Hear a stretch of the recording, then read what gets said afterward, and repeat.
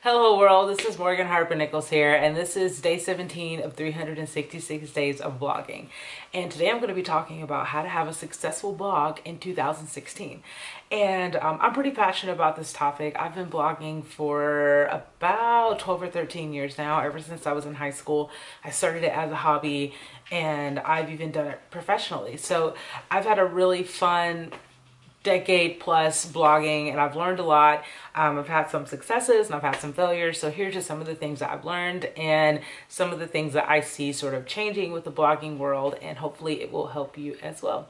So the first thing that I want to talk about is blogging. While it's great to have an actual physical blog that's like on WordPress.com or Blogspot.com or maybe even your own self-hosted website, it's also important to take your blog to social media. So whatever social media site you use the most, which most people use at least one, whether it's Facebook, Instagram, Tumblr, Twitter, whatever it is, you have to find a way to leverage the content that's on your blog and take it to social media.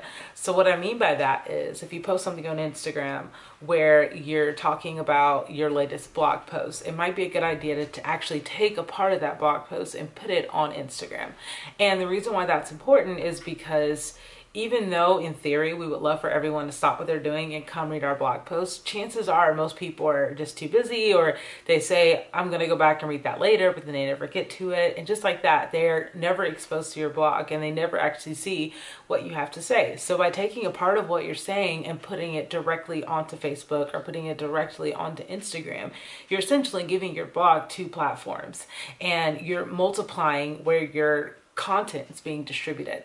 So, you might say, well, I just want people to come to my site so I can get more views. And views are great, but it's also great for people to read what you have to say. Even if you're just doing it as a hobby, there are more people that are on Facebook than there are that are on your actual blog. I started trying this in 2014, and it has been incredibly successful for me.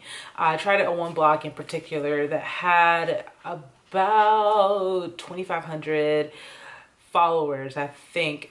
And I think I had about 2,500 followers before I tried this, and then I had about 5,000 after like a few giveaways or something like that.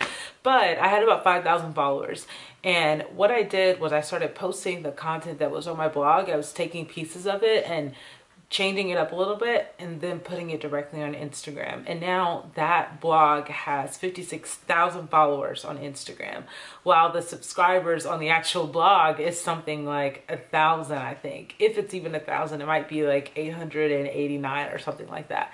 So the point is that there are way more people who are on Instagram than there are on my actual blog. So I recognized that I had to take that stuff that I was putting on my blog and put it on Instagram. And as a result, those people, they still read what I have to say, which is great, and I still love having a community with them and sharing with them. And yeah, most of them have never even actually been to the actual blog, and that's totally okay. So I know that first point was kind of long. The other ones won't be as long, but that's one thing that I've really learned that's been very successful for me. The second thing I've learned is always respond to people. I know sometimes it might be hard to think of it this way, but when somebody is taking the time to leave a comment on your blog or on your Instagram page, they had to stop and take the time to do that. I know it might not seem like much, but there's a lot going on when somebody is on the internet, and there's a lot going on when somebody is on their phone. Chances are they might have a text coming in or a phone call coming in, or they're following 1,000 other people, and there are all these things going on. So when somebody takes the time to stop and actually say something about what you just posted, that person is a true fan. That is the kind of person who, if you continue to let that person know, hey, I'm so appreciative of you reading this page, what can I do to improve? They're going to go tell their friend, hey, follow this page, this person's great, they talk about this, they talk about that. And just like that, you start to build a community.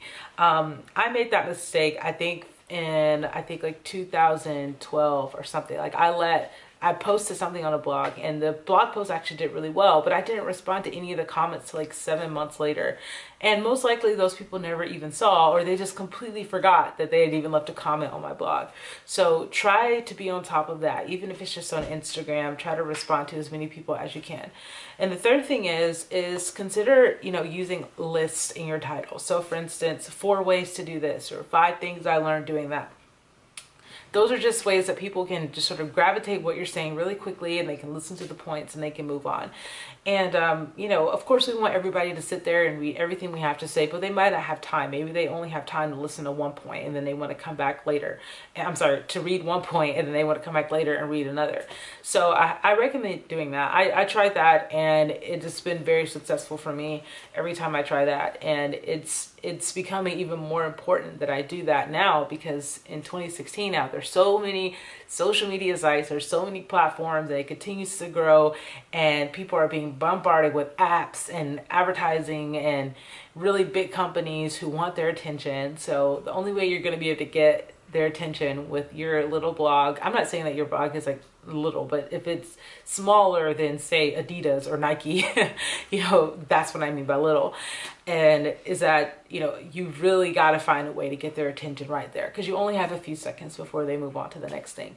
So speaking of the next thing, the fourth thing is try to make everything really short. So, you know, it's easy to be long-winded and to say, just want to say it all in one post, but maybe you need to break up that one post into 3 parts. Because when people see that big chunk, they might think, oh, I don't have time to read that. Even if they really like you as a person, or they really like what you have to say, if it's like 10,000 characters, they just don't have time to read that.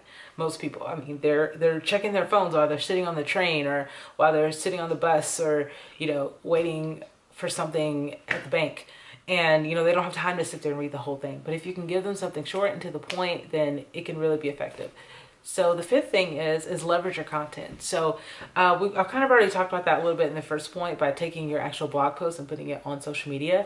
But you could take that even a step further. You can take that a step further. You can take what you've put on Instagram or Pinterest and turn it into a PDF and make it a free ebook that you give to your email subscribers.